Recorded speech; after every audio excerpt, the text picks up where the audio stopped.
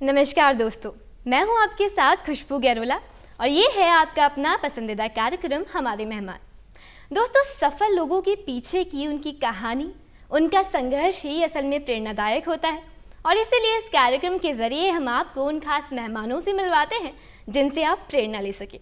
आज भी स्टूडियो में हमारे साथ एक ऐसे ही खास मेहमान मौजूद है जिन्होंने अपने डांस मूव के जरिए हम सभी के दिलों में अपनी एक खास जगह बनाई है। इन्होंने ये साबित किया है कि डांस को केवल एक मनोरंजन के तौर पे ही नहीं बल्कि इसको एज अ करियर भी आप ले सकते हैं।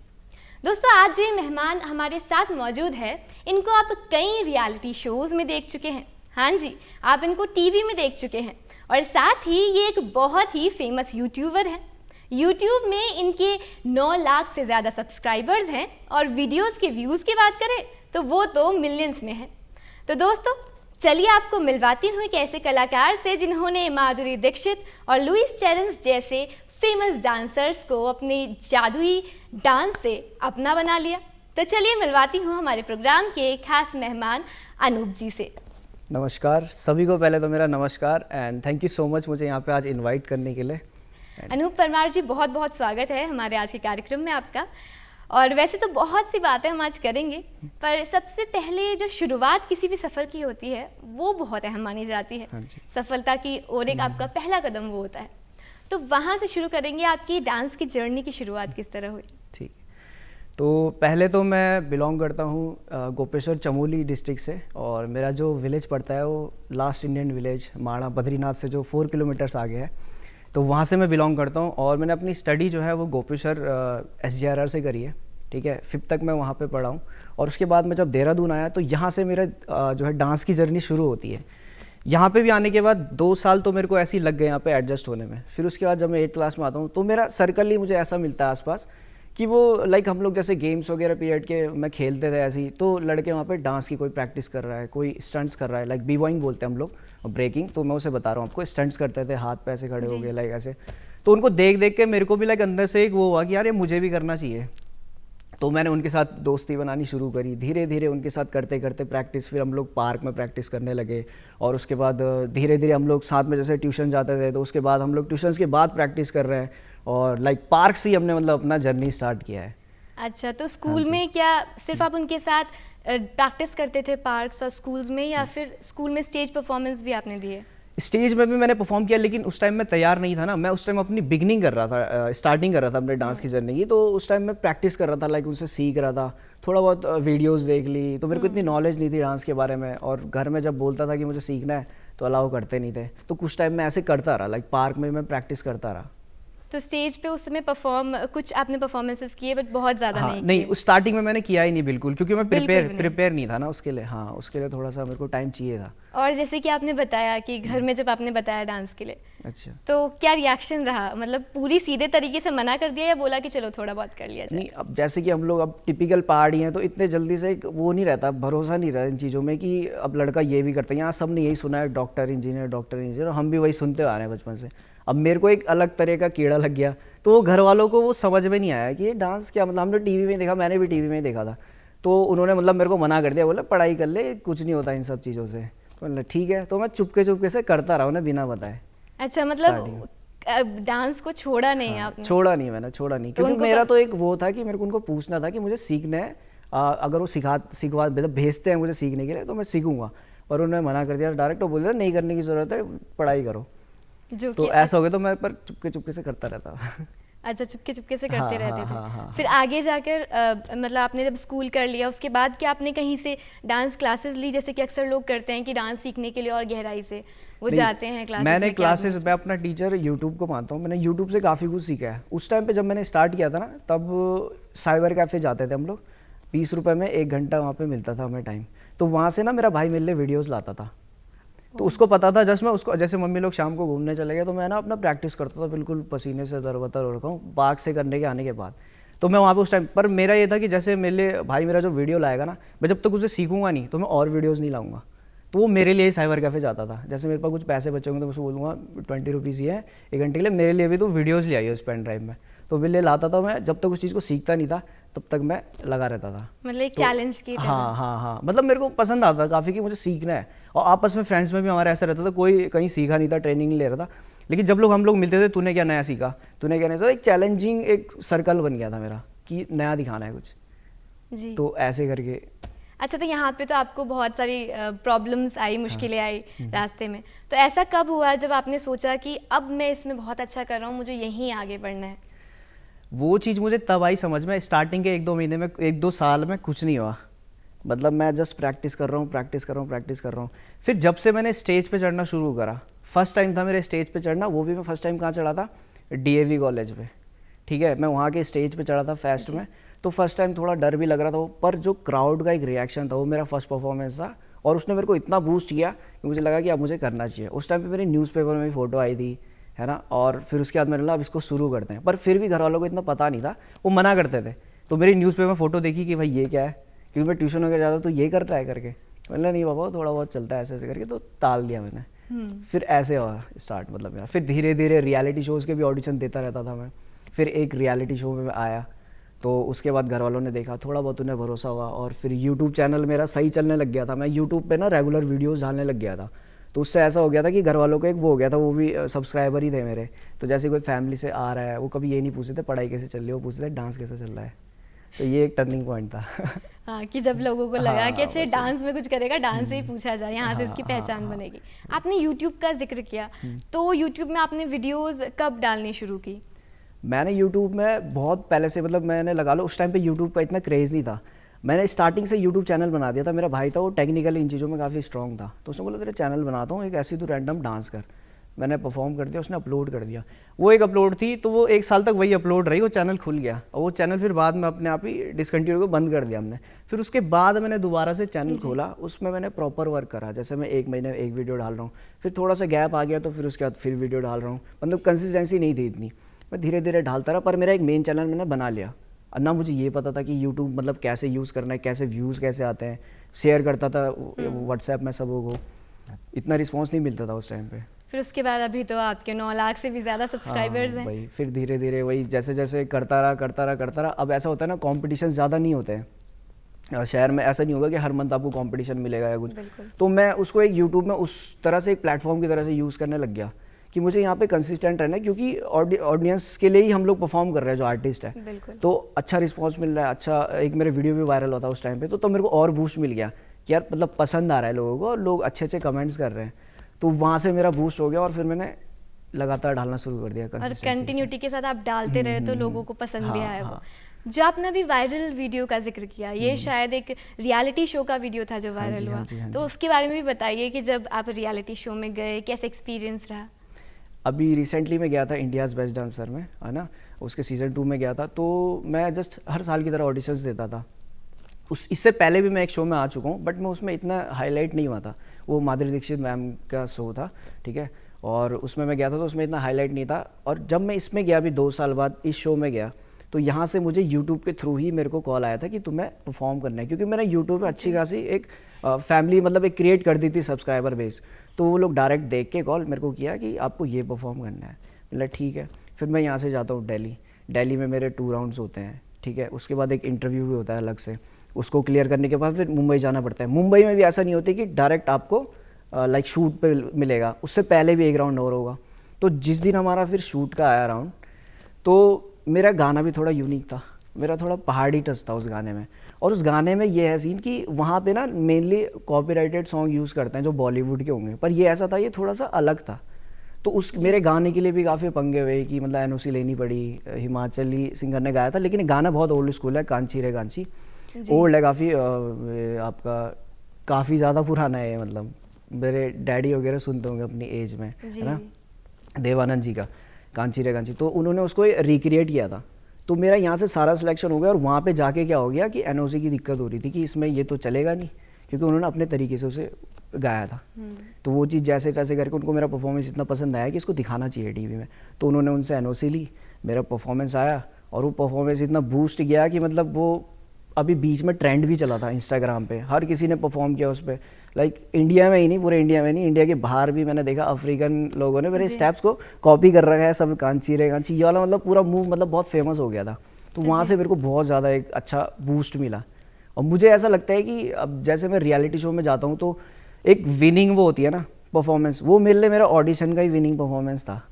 मतलब मेनली होता है कि दिल जीतना होता है लोगों जी, का, तो मैं उसके लिए गया था और मैं वो जीत के आ गया था, तो काफ़ी सही हो गया था। बहुत अच्छा रियलिटी शो में रिस्पांस मिला, ऑडिशंस में आपको। हाँ जी, हाँ जी। अच्छा, वहाँ जजेस से भी बहुत कुछ आपने कमेंट सुने होंगे, क्या क्या उन्होंने क्या क्या अप्रिशिएट किया, क्या कहकर आपको अप्रिशिएट किया?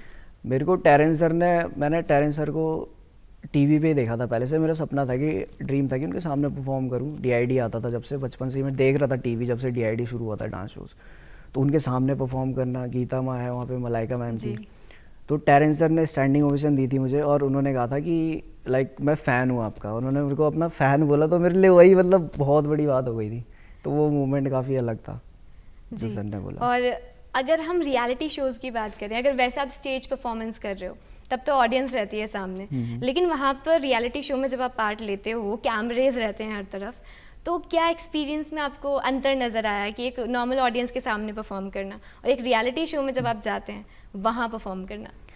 अब नॉर्मल स्टेज में क्या हो गया था, मेरे को ना रियलिटी शो में पहुंचने से पहले मैं इतने स्टेज शो कर चुका था कि मेरे को पहला डर लगा था जब मैं पहली बार स्टेज पे चढ़ा था कि भाई करना क्या है। वहाँ से मैं खुल गया, और स्टेज मैं चढ़ता रहा, तो मैं ना थोड़ा सा खुल गया, मुझे पता चल गया स्टेज पे क्या करना है। पर रियलिटी शो का सीन पूरा उल्टा हो गया, क्योंकि मैं उसे टीवी पे देखा और मैं वहाँ पे हूँ, मुझे टीवी पे परफॉर्म करना है सबके सामने, वर्ल्ड के सामने। तो पहले तो मैंने पूरा देखा माहौल की क्या है कैसा है, लाइटनिंग है एकदम मुंह पे पड़ रही है, सामने जजेस हैं मैं जिनको मैं टीवी पे देख रहा हूँ, उनके सामने परफॉर्म करना है, तो धक धक धक धक धक धक थोड़ा होता रहा स्टार्टिंग में। पर ये चीज़ मेरे साथ हुई थी जब मैं पहले गया था डांस दीवाने में, ठीक है, उसमें गया था, उस टाइम मेरे साथ हुई थी, ये बहुत खतरनाक हुआ था मेरे साथ, मतलब मेरे को डर लग गया था। फिर मैंने खुद को मोटिवेट करा, मैंने कहा नहीं यार कर देते हैं, जब इतने दूर आ गया है तो कुछ करके जा। परफॉर्म किया, वो बढ़िया हो गया, पर उसमें ज़्यादा अच्छा रिस्पॉन्स नहीं मिल पाया। पर इस बार जब मैं गया तो मैं पूरा प्रिपेयर होके गया, मैंने कहा अब मुझे पता है क्या करना है, जाओ पहला परफॉर्मेंस ही ऐसा कर दो कि बस बूम तो बूम हो गया वो बूम ही हो गया, वायरल भी हो गया और सबने इंस्टाग्राम रील्स और बाकी चीज़ें बनाई। और जिनको आप अपना जिनको देखकर आप सीखते हैं, जैसे कि आपने लुइस चैलेंज की बात की, तो उनसे जब इतना अच्छा अप्रिसिएशन मिलता है तो उससे यादगार पल तो कुछ हो ही नहीं सकता। अच्छा, आपका डांसिंग स्टाइल, वैसे तो हमने बहुत से डांस देखे हैं, डांसर्स देखे हैं, उनका डांस भी बहुत अलग अलग तरह का होता है, पर आपका एक अलग ही स्टाइल लगता है, तो अपने डांस स्टाइल के बारे में, डांस फॉर्म के बारे में थोड़ा सा बताइए। एक्चुअली ये जो मेरा डांस फॉर्म है, ये मैंने खुद से क्रिएट किया है। मैंने काफ़ी सारे वीडियोस देखे, काफ़ी सारे वो करके हर चीज़ को मिला मरोड़ के ना मैंने अपने में ढाला है। तो मैं अपने डांस स्टाइल को जो है ना वो बोलता हूँ लिरिकल फ्लो। तो उसमें जैसे आप मेरा परफॉर्मेंस देखोगे कांची वाला, तो उसमें मैं ना पूरा फ्लो कर रहा हूँ, और मतलब मैं ऐसा फ्लो करता हूँ कि लोग ना मतलब मुझसे कनेक्ट कर जाते हैं। कई लोग होते हैं ऐसे फ्लो काफ़ी लोग करते हैं, बट मेरे साथ ना लोग कनेक्ट हो जाते हैं, वो छोटे हों चाहे बड़े हों। मेरे पास हर एज के लाइक एक वो है, मतलब फॉलोवर्स, तो मेरे पास मैसेज आते हैं कि वो आप फ्लो कैसे करते हैं, लगता है उड़ रहे हो। तो मैंने इस स्टाइल को क्रिएट करने के लिए मतलब काफ़ी कुछ करा है। उसके लिए मैं एक्सरसाइज भी बहुत अलग लेवल पे करता हूँ कि मेरे एक बॉडी में कंट्रोल कैसे आएगा, जो मेरा स्टाइल है उसे और कैसे मैं निखारूँ और कैसे वो करूँ। अच्छा, आपने अभी फ्लैक्सिबिलिटी की बात की, तो ये इसके लिए आपका क्या रूटीन रहता है, मतलब क्योंकि हेल्थ भी बहुत इंपॉर्टेंट है डांस में, तो आप स्वस्थ रहेंगे तभी आप अच्छे से फ्लैक्सिबल होके सारे स्टेप्स कर पाएंगे, मूव्स कर पाएंगे। अब इसमें देखिए फ्लैक्सिबिलिटी का मेन तो डांस में एक्सरसाइज ही मेन होती है, और स्ट्रेचिंग वगैरह वो मैं सबसे ज़्यादा करता हूँ। मैं डांस की प्रैक्टिस भी करता हूँ, लेकिन मैं एक्सरसाइज एक दिन भी अपना छोड़ता नहीं हूँ रूटीन।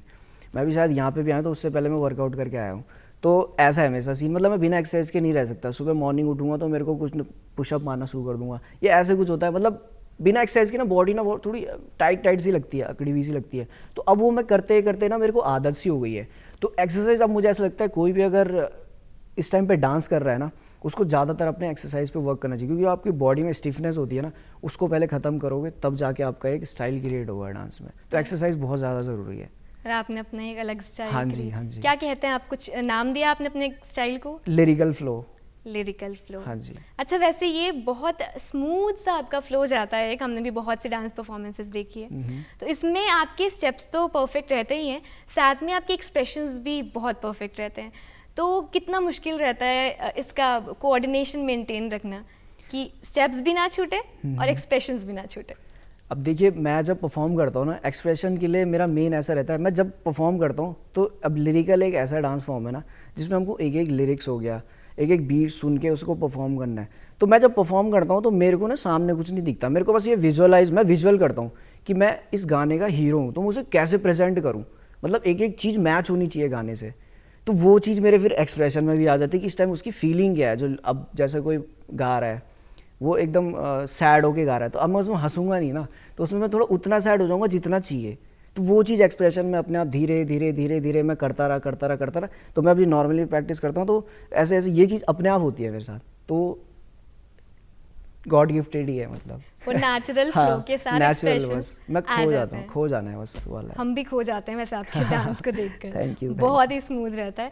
अच्छा, इसके अलावा अगर डांस की बात करें, जैसे कि आपने बताया बहुत प्रॉब्लम्स फेस करी आपने भी, घर के लोगों ने सपोर्ट नहीं किया, तो अब उनका रिएक्शन कैसे रहता है कि इतने कितने आपको शायद 7-8 साल हो गए हैं हाँ जी, हाँ डांस जी। करते हुए, Yes. तो अब आप इतना रियलिटी शोज़ में देख चुके हैं, आपको वायरल वीडियोस में भी लोग पसंद कर रहे हैं, इतना प्यार मिल रहा है, तो अभी क्या आपको फ़र्क नज़र आता है अपनी ज़िंदगी में? अभी काफ़ी ज़्यादा चेंज हो चुका है लाइफ में। और स्टार्टिंग की मैं बात करूँ तो स्टार्टिंग में सपोर्ट नहीं मिलता है। अब वो चीज़ मुझे पॉजिटिव वे में मैं लेता हूँ कि नहीं मिला, क्योंकि ना अगर वो मिल जाता है स्टार्टिंग में शायद, तो मैं अभी जहाँ पे वो नहीं होता। क्योंकि कहीं ना जो चीज़ ईजिली मिल जाती है ना, तो फिर उसको करने में उतना मज़ा नहीं आता और छोड़ देते हैं बीच में। तो मैंने जब खुद से इतना घर पे डांट खाई, ये खाया, सब कुछ हुआ, तो उस पर मैंने उसके बाद भी अड़ा रहा, करता रहा, तो वो एक प्रोसेस से मैं बढ़ता रहा। तो वो प्रोसेस का मेरे को ना आज फल मिल गया है। तो वो ये सब प्रोसेस ही है जो मेरे को आज जो भी हूँ ना मैं। और मैं सबको यही बोलना चाहूँगा कि पेरेंट्स अगर मना करते हैं ना आपके, तो आपको क्या करना चाहिए कि मना कर रहे हैं तो आप चुप के करो, लेकिन अपने काम को ही धोखा मत दो। मतलब अगर आप जो चीज़ कर रहे हो तो ऐसे नहीं कि आप वो कर रहे हो और उसमें भी आप पीछे पीछे अपना बंक मार रहे हो या छोड़ यार कल कर लेंगे प्रैक्टिस, ऐसा मत करो। आप जब भी करो अपने काम को धोखा मत दो। बाकी आप अपने माँ बाप को कुछ टाइम के लिए धोखा दे सकते हो कि भाई मैं ये कर रहा हूँ, पढ़ाई कर रहा हूँ, पर ऐसे कर सकते हो आप लोग। दोनों चीज़ को, हर चीज़ हाँ, को मेंटेन वही करके चलना। सपोर्ट नहीं करते हैं फैमिली, स्टार्टिंग में आपको प्रूफ करना पड़ता है, दैट्स ऑल। तो अभी क्या बोलते हैं आपके पेरेंट्स? अभी तो प्राउड है, वीडियो कब आ रही है नहीं इसी का सबसे तो कॉल आ इंतजार जाता सबको है बस। रहता है। हाँ हाँ हाँ। अच्छा, आपने वैसे तो बॉलीवुड आप करते हैं, बाकी लोग भी करते हैं, तो बॉलीवुड गानों पे आपने वेस्टर्न डांस कर लिया तो हमें समझ आता है, पर आप उत्तराखंड से हैं और आपने पहाड़ी गाने पे एक वेस्टर्न स्टाइल, इनका मेल आपने दिखाया है हमें, तो उसका आइडिया कहाँ से आया कि ऐसा कुछ भी हो सकता है? देखिए पहाड़ी गाने ऐसे ना, अब जैसे हम लोग पहाड़ी हैं तो हम लोग बचपन से उन गानों पे मतलब नाच रहे हैं, तो धीरे धीरे जैसे बढ़ते रहे बड़े होते रहे। अब उस टाइम तो हम मस्ती मजाक में नाचते थे, सब कुछ होता। अब मैंने उस चीज़ को अपना प्रोफेशन मान लिया है। तो मैंने धीरे धीरे, एक दिन मैं स्टूडियो में ऐसे प्रैक्टिस करता हूँ, मतलब जब हम लोग बाहर का कल्चर अपना सकते हैं हिप हॉप, तो क्यों ना हम अपने पहाड़ी बीट्स पे थोड़ा अपना कुछ क्रिएट करें। तो वो चीज़ लोगों को बहुत पसंद आई। बीच में मेरे काफ़ी ज़्यादा वीडियोस भी वायरल हुए। अब लगा लो जो पहाड़ी नहीं है वो लोग पहाड़ी गाने सुनने लग गए।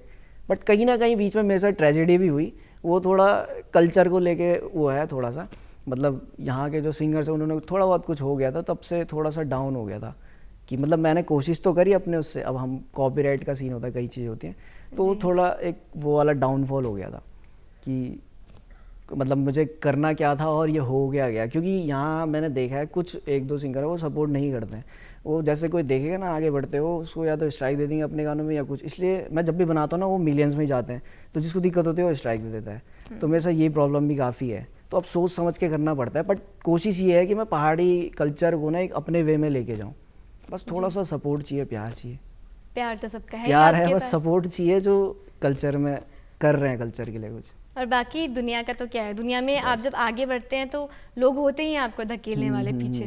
मेरी दो पंक्तियां मुझे याद आ रही है जो शायद आपको भी आगे रखने के लिए आपको भी मोटिवेट करेंगी कि भाई दुनिया की बातों से फ़र्क मत पड़ने दीजिए खुद पे, कि पंख तो है पर उड़ने की कोशिश नहीं करती।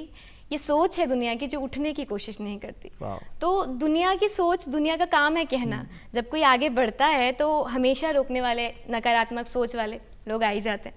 अच्छा, इसी से जोड़कर आपसे ये जानना चाहूँगी कि कई बार ऐसा होता है कि लोग कुछ कह रहे हैं, नकारात्मक सोच वाले भी हमारे आसपास रहते हैं। कई लोग ऐसे भी कि भाई डांस मत करो, आप पढ़ाई लिखाई कीजिए, जैसे कि आपने कहा, तो लोग हार मान जाते हैं। तो उनके लिए क्या कहना चाहेंगे? मैं उनको यही कहना चाहूँगा कि आप लोग अगर जो भी कर रहे हो ना आर्ट, आपने स्टार्ट वो खुद से सोच के करा था कि भाई मुझे ये करना है, तो ज़रूरत नहीं है किसी की सुनने की, कौन क्या कह रहा है ना। वो आपको कुछ देगा नहीं, क्योंकि आपको घूम फिर के आप इस दुनिया में आए अकेले हो, जाओगे भी अकेले। तो इतना सोच के मत चलो कि भाई ये नेगेटिविटी को अपने से दूर रखो। अपना पहले तो सर्कल ही ऐसा रखो ना कि वो उसी बारे में बात करे जो चीज़ आप करते हो। बिल्कुल। नेगेटिव सर्कल में जाओगे तो आपका माइंड भी वैसा ही चलेगा। तो मेरा यही है सभी यूथ से कहना कि आप अपना थोड़ा सर्कल ठीक रखो। अकेले हो तो अकेले ही फाड़ो, नहीं हो अकेले, ग्रुप है तो ग्रुप थोड़ा अच्छा होना चाहिए जो उसी सोच का हो, जो आपकी थिंकिंग लेवल है। तो अभी आपके पास एक डांस से ही जुड़े हुए लोगों का ग्रुप है जिनके साथ आप हाँ, मैं मतलब मेनली इसी से ही नाता रखता हूँ। मैं हर जगह यही चीज़ देखता हूँ। मैं सोशल मीडिया पे भी यही स्क्रॉल करता हूँ, डांस की वीडियोस, और सर्कल भी मेरा डांस से रिलेटेड है। जो नहीं भी है उनसे भी मिलता हूँ, मुलाकात होती है। ऐसा नहीं कहते उनसे कट ऑफ कर दिया, ऐसा नहीं, उनसे ही मुलाकात होती है, पर एक लिमिट्स होती है क्योंकि अपना काम भी है, हमें काम करना है, तो सर्कल भी वैसा ज़रूरी होता है। तो उन्हीं सर्कल के साथ मैं मोस्टली रहता हूँ। अच्छा, आपके डांस की कोरियोग्राफी आप किस प्रकार करते हैं? क्या थॉट्स माइंड में रहते हैं जब आप सोच रहे होते हैं कि हाँ ऐसा कुछ क्रिएट करना है मुझे डांस में? देखो, मैं मेनली यूट्यूब में जब मैंने परफॉर्म किया था ना, तो मैं स्टार्टिंग मैंने फ्री स्टाइल से किया था। Free style in the sense, free style का मतलब है कि आप ना रैंडम परफॉर्म कर रहे हो, आपने जस्ट अपना कैमरा रख दिया, मैं कैमरा रखता था, और फ्री स्टाइल मतलब वन शॉट में मैं परफॉर्म करता था, तो वो फ्री स्टाइल था। पर जब भी मेरे को जैसे कोरियोग्राफी की ज़रूरत पड़ती है, जैसे रियलिटी शो के लिए, तो मैं क्या करता हूँ, पहले उसे गाने को ना ध्यान से सुनता हूँ कि वो कहना क्या चाह रहा है, उसकी इतनी गहराई में घुस जाता हूँ कि एक विजुअलाइज करता हूँ कि, और अपने मन में ना एक विजुअल करता हूँ कि ये स्टेज है। अब क्योंकि मैंने स्टेज पे चढ़ा हूँ तो मेरे को एक विजुअल रहता है, स्टेज है तो मैं यहाँ पे ऐसा करूँगा, फिर यहाँ से ऐसा करूँगा, फिर यहाँ पे ऐसा होगा, तो इस यहाँ पे मैं ऐसा पॉइंट मारूंगा कि यहाँ पे हल्ला होना शुरू हो जाएगा। तो मैं उसको मेन रखता हूँ कि मेरे को ना कहाँ पे क्वर्की मूव्स रखने हैं। क्वर्की मूव्स जो मेन होते हैं, जहाँ पे मतलब आपको देखते ही वाव वाला मूवमेंट हो जाए। तो थोड़ा थोड़ा करके करके प्रैक्टिस करी, फिर दिमाग में आता रहता है अच्छा ये नहीं ये भी हो सकता है, तो उसको भी प्रैक्टिस कर लिया, फिर बीच में ऐसे क्वर्की मूवमेंट्स डाल दिए, बस ये है। अच्छा, हमें तो बहुत बार ऐसा फील हुआ है आपकी परफॉर्मेंस देखकर, आपके स्टेप्स देखकर कि वाव वाली फीलिंग आई हो, लेकिन इस जर्नी में आपको कब ऐसा कभी कुछ आपका लम्हा दिल से जुड़ा हुआ हो जहां आपने एक्सपेक्ट नहीं किया हो, लेकिन आपको बहुत अच्छा रिएक्शन मिला हो या फिर बहुत अच्छे कमेंट्स मिले हों ऑडियंस से या फिर जजेस से? मेरे साथ ऐसा मूवमेंट काफ़ी बार हुआ है। जैसे कि मैंने आपको बताया, मैं काफ़ी बार स्टेज पे कर चुका हूँ परफॉर्म। पहले तो मैंने एक कॉलेज में करा था परफॉर्म, ठीक है, तो वहाँ पे क्या हुआ था, मतलब क्राउड इतना सपोर्ट कर रहा था, इतना सपोर्ट कर रहा था, उसमें मैं जीता भी था उस शो को। तो मैं जब परफॉर्म कर रहा था, शुरू से लेकर एंडिंग तक हर बार किसी ने हल्ला किया था, और भीड़ इतनी सारी थी ना वहाँ पे, पंतनगर का कॉलेज था। उसके बाद मैं जब बाहर निकलता हूँ ना वहाँ से, तो लोग फ़ोटो खिंचाने आते हैं मेरे पास। वो मेरे लिए फर्स्ट टाइम था जी, और मेनली गर्ल्स आती हैं, तो फिर अलग सा हो जाता है माहौल ना, मतलब एक शर्मीला वाला हो गया था सीन मेरे साथ कि ये हो गया क्या है, मतलब मैंने ऐसा क्या कर दिया, मतलब मैंने ऐसा ही परफॉर्म किया कि वो टच कर गया उनको। फिर ऐसे ही एक इंसिडेंट मेरे साथ मेरे गांव में हुआ था, माड़ा में मैंने परफॉर्म किया था, तो बहुत क्राउड था, काफ़ी अच्छा रिस्पॉन्स मिलता, और अपने गाँव में परफॉर्म करना प्राउडली, तो वो काफ़ी अच्छा था। और एक लास्ट ये था और काफ़ी ज़रूरी था जो मेरे लिए, जो टेरेंस सर ने मेरे को स्टैंडिंग ओवेशन दी थी और कहा था कि मैं आपका फ़ैन हो चुका हूँ। इसके बाद उन्हीं को फ़ैन किया आपने, तो पूरे भारत को, देश विदेश में फ़ैन। अच्छा, हिप हॉप की आपने बात करी थी, आपने किसी हिप हॉप कंपटीशन में भी पार्टिसिपेट किया था जहाँ पे आपको बहुत प्यार मिला था लोगों का? हाँ जी, मैंने एक्चुअली, वो अंडरग्राउंड होता है ना, बाहर होता है हिप हॉप इंटरनेशनल करके, तो उसके ऑडिशंस होते हैं यहाँ पे। तो मैंने दिल्ली से क्लियर किया था, तो मुंबई में हमारा फाइनल्स हुआ था उसका, तो उसमें भी काफ़ी टफ होता है, मतलब ना ऐसे सेलेक्ट वगैरह होना। तो मैंने वो भी अंडरग्राउंड में भी काफ़ी परफॉर्म किया। अंडरग्राउंड लाइक बैटल्स वगैरह हो गए, है ना, तो उसमें क्या होता है, एक जगह पे सब लोग साइफर करते हैं, सब लोग मिल जाते हैं, तो वहाँ पे एक एक करके बैटल करते हैं। वो ऐसा विजुअल नहीं होता, जैसे हम लोग जो टीवी में कर रहे हैं वो कॉमर्शियल हो गया, और जो अंडरग्राउंड कर रहे हैं वो पता नहीं चलता, बट उसमें बहुत ज़्यादा आपकी स्किल ग्रो होती है। सब साथ में मिलके डांस कर रहे हैं, कोई वो नहीं है स्टेज पे एक एक नहीं, सब मिलके डांस कर रहे हैं, बैटल्स होते हैं, वो भी मैंने काफ़ी ज़्यादा किए हैं। फिर धीरे धीरे मैं कॉमर्शियल्स में आया, तो अब फिर मैं इसी में करने लग गया। अच्छा, शुरू से ख्याल जब आपको डांस की तरफ आपका रुझान हुआ, तो तभी से सोचा था कि हाँ करियर अब डांस को ही बनाना है, या फिर आगे बढ़ते बढ़ते आपने सोचा कि चलो अब अच्छा चल रहा है तो इसी में आगे बढ़े?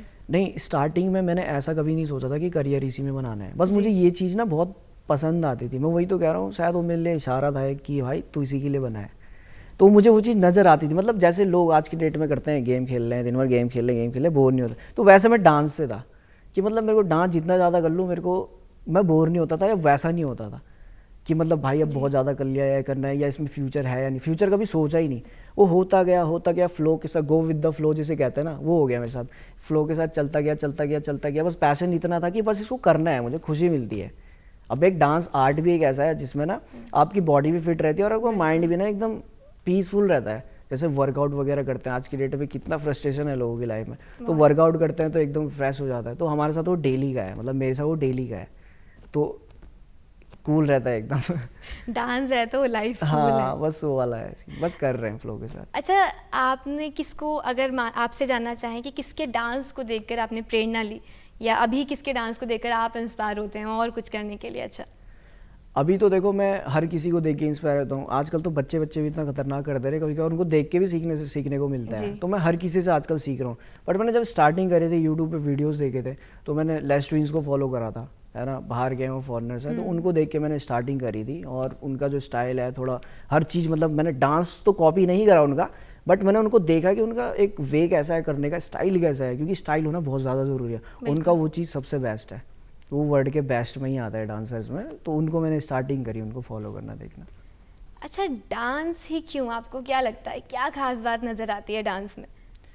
डांस में देखो काफ़ी सारी खास बात है। एक तो ऐसा है कि डांस चीज़ ही ऐसी है, वो हैपनिंग चीज़ है, मतलब हैप्पीनेस है उस चीज़ में। मतलब आप जब भी डांस करो तो आप खुशी होगे, शादियों में ही करोगे, ऐसा नहीं है आप सैड होकर डांस करो। तो मेरे लिए ये तो सबसे पहले डांस की खासियत है कि उसमें आप लोग खुश रहते हो, है ना। और दूसरी चीज़ ये है कि आपकी बॉडी जो सबसे मेन है, इंसान का बॉडी है तो सब कुछ है, वो आप फिट रहता है ना। जब तक भी वो फिट है एकदम, और कोई दूसरा आपको अगर देख रहा है परफॉर्म करते हुए तो वो भी खुश है। मतलब ये काफ़ी अच्छा आर्ट है डांस मेरे नज़रिए में।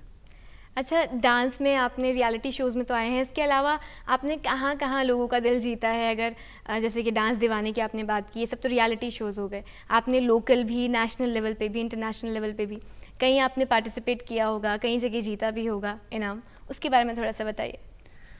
हाँ, मैंने काफ़ी सारे, पहले मैंने कॉलेजेस से स्टार्ट करा, मैंने काफ़ी ज़्यादा कॉलेजेस में परफॉर्म करा। और उसके बाद धीरे धीरे, मतलब पहले ऐसा होता था ना, ऑडिशंस होते नहीं थे, देहरादून में नहीं होते थे, देहरादून में बाद में होने लगे काफ़ी। तो मैं कब से कर रहा हूँ, तो वहाँ पे ना हम लोग दिल्ली जाते थे ऑडिशन देने। तो वहाँ पे हमें एक रात पहले से लाइन लगानी पड़ती थी फुटपाथ पे। अब अगर जगह से हिल गए तो आपकी जगह गिर गई, फिर सुबह नंबर आएगा नहीं आएगा पता नहीं। और वहाँ पे होती थी हज़ारों की भीड़, हज़ारों बोले तो मतलब बहुत ज़्यादा, मतलब गेट बंद हो जाते हैं आधे उसमें टाइम में। तो हम रात को पहुँच जाते थे। तो ऐसा हो के हम लोग को वहीं पर रहना पड़ता था। अब ना फ्रेश होना है ना कुछ, स्ट्रेट लगा रहना जब तक गेट के अंदर नहीं गए, और गेट खुलता था सुबह। तो ये सारी चीज़ें, और उसके बाद मैंने धीरे धीरे वहाँ से, उससे बहुत एक्सपीरियंस मिला। मैंने बहुत सारे ऑडिशंस दिए हैं, बहुत सारे दिए हैं। उसके बाद जाके अब ये जो मुझे रिजल्ट मिला ये है। बाकी मैंने काफ़ी सारे स्टेज में परफॉर्म किया है, और काफ़ी कॉलेजेस फेस्ट में करा है, बैटल्स में काफ़ी ज़्यादा परफॉर्म किया है। और अभी अगर हम जानना चाहें कि आगे के क्या प्लान्स हैं, क्या सोच रहे हैं आप? आगे के प्लान्स तो भी काफ़ी सारे हैं, मैं थोड़े बहुत बता देता हूँ आपको। पहले तो मेरा ये प्लान है कि अभी तो मैं खैर खुद पे वर्क कर रहा हूँ, कुछ टाइम मेरा उसके बाद ये है, जब एक एज हो जाएगी तो मैं अपना एक स्कूल खोलूँ डांस का, है ना। अभी तो मैं खुद पे वर्क कर रहा हूँ, स्कूल खोलूँ, हर किसी के लिए अवेलेबल हो, लाइक कोई भी आए वहाँ पे किसी भी एज का, एक मिनिमम लेवल की फ़ीस रख दी, और मैं वहाँ पे खुद सीखाऊँ। अब आजकल ऐसा होता है ना, लोग आते हैं रियलिटी शो या कहीं से तो स्टूडियो खोल के छोड़ देते हैं, लड़के रख लेते हैं। तो मेरे को वैसा पसंद नहीं है। अब जब लोग मेरे से सीखने आएंगे तो मुझे ही सिखाना चाहिए। तो अभी फ़िलहाल उसके लिए टाइम का इशू है, क्योंकि मुझे खुद पे वर्क कर रहा हूँ। तो जब मैं स्कूल खोलूँ तो मैं खुद ही वहाँ पे ट्रेनिंग दूंगा, हर किसी को खुद का अपना एक्सपीरियंस शेयर करूँगा जो मैं भी ले रहा हूँ। तो ये है मेरा अभी आप सिखाते हैं डांस या अभी मैं इतना नहीं सिखाता हूँ, मैं अपने पे ज़्यादा वर्क करता हूँ। थोड़ा बहुत जैसे मुझे लगता है मैं उनको सिखाता हूँ कि हाँ ये कुछ कर सकता है, जिसमें पैशन मेरे को दिख गया। ऐसा नहीं मैं हर किसी को सिखा रहा हूँ, ऐसा नहीं, क्योंकि मेरे को अभी मेरा भी टाइम थोड़ा प्रीसियस है। अभी कुछ नया क्या देखने में मिलेगा आपके स्टाइल में या फिर आपके डांस फॉर्म्स में?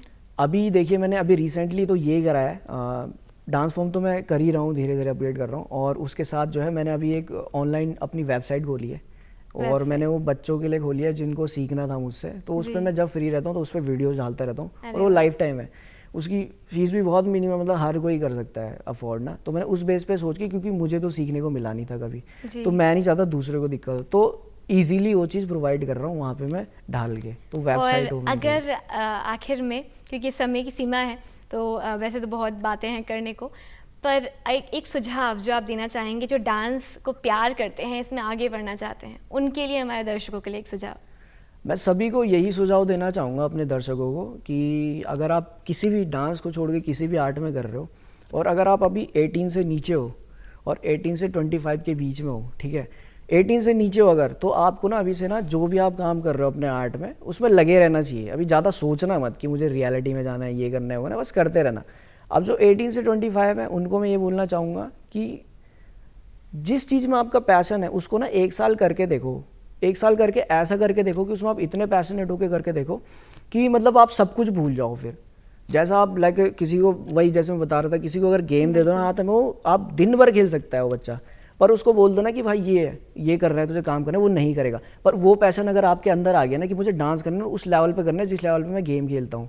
गेम में भी अगर आप गेम में भी आगे बढ़ना चाहते हो तो उसमें भी आजकल फ्यूचर है, सोशल मीडिया का यूज़ कर सकते हो। जहाँ आप सोचें, जहाँ तक आपकी सोच जा रही है, कर्म जा रहे हैं, वहाँ तो तक करते रहो, बस वेस्ट मत करो टाइम बहुत प्रीशियस है। बहुत बहुत शुक्रिया इस कार्यक्रम में आने के लिए।